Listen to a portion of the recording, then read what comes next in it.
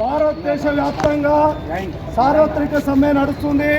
దాంట్లో 40 కోట్ల మంది కార్మికులు పాల్గొంటున్నారు. దాంట్లో భాగంగా రవాణా రంగంలో ఉన్న ఆటో, క్యాబు, లారీ డ్రైవర్లు అందరూ కూడా భారతదేశ వ్యాప్తంగా సమ్మె చేస్తున్నారు.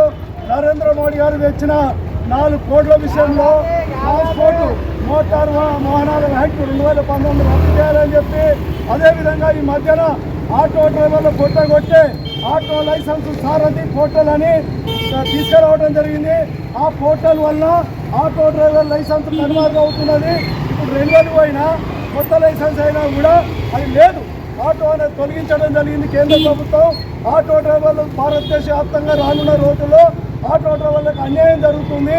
ఆటో నడపాలంటే ఇబ్బంది జరుగుతుంది. కాబట్టి ఆ సారథి పోర్టల్ రద్దు చేయాలని చెప్పి, అదేవిధంగా గత ప్రభుత్వం కానీ ఈ ప్రభుత్వం కానీ ఆటో డ్రైవర్లకు ఏదైతే సమస్యల మీద ఆనాడు మేనిఫెస్టోలో ఏర్పాటు చేయడం జరిగిందో మనం అడగలేదు.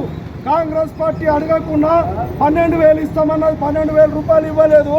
అదేవిధంగా గత 13 సంవత్సరాల నుంచి మీటర్ ఛార్జీలు పెంచలేదు. అదేవిధంగా మహాలక్ష్మి పథకం ద్వారా ఫ్రీ బస్సు తీసుకొచ్చి రావడం వల్ల ఆటో డ్రైవర్ల జీవనోపాధి దెబ్బకొట్టింది. దానివల్ల నష్టపోయిన ఆటో డ్రైవర్లు ఆదుకుంటామని చెప్పి ఇప్పటి వరకు ఆదుకోలేదు.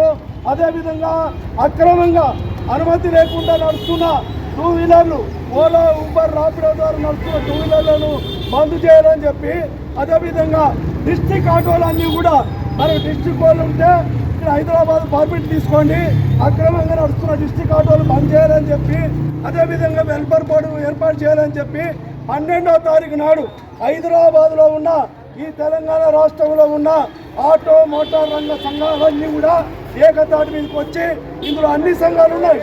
మన కొత్తగా వచ్చిన IRWF సహా తెలంగాణ జాగృతితో సహా అన్ని సంఘాలు ఇందులో ఉన్నాయి.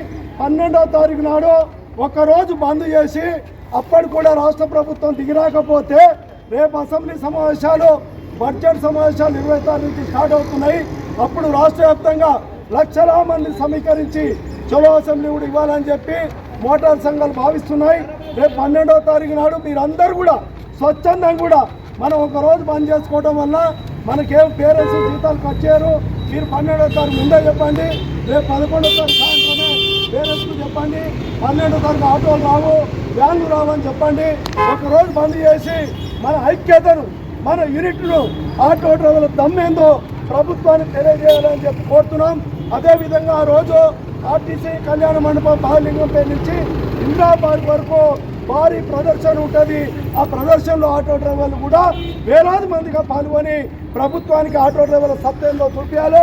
యూనిటీ లేకపోవడం వల్ల, ఐక్యత లేకపోవడం వల్ల రాష్ట్ర ప్రభుత్వాలు కానీ కేంద్ర ప్రభుత్వాలు కానీ ఆటో డ్రైవర్ల మాటలు వినట్లేదు. కాబట్టి మనందరూ యూనిట్గా ఉండాలని చెప్పి, ఐక్యంగా ఉండాలని చెప్పి మనం కోరుతూ 12వ తారీఖు నాడు ఒకరోజు వ్యాన్లు, ఆటోలు మీరందరూ బంద్ చేయాలని చెప్పి నేను ఈ సందర్భంగా మీ అందరూ కోరడానికి ఇక్కడికి రావడం జరిగింది.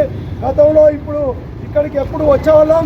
ఆటో డ్రైవర్లు కూడా ఎక్కడికక్కడ ఉంటున్నారు. కాబట్టి సంఘాలు కూడా చాలా విడిపోయి అనైక్యతగా ఉన్నాయి. కాబట్టి ఏదేమైనా మళ్ళీ మీ అందరినీ కలిసి ఈ విన్నపం చేస్తున్నాం.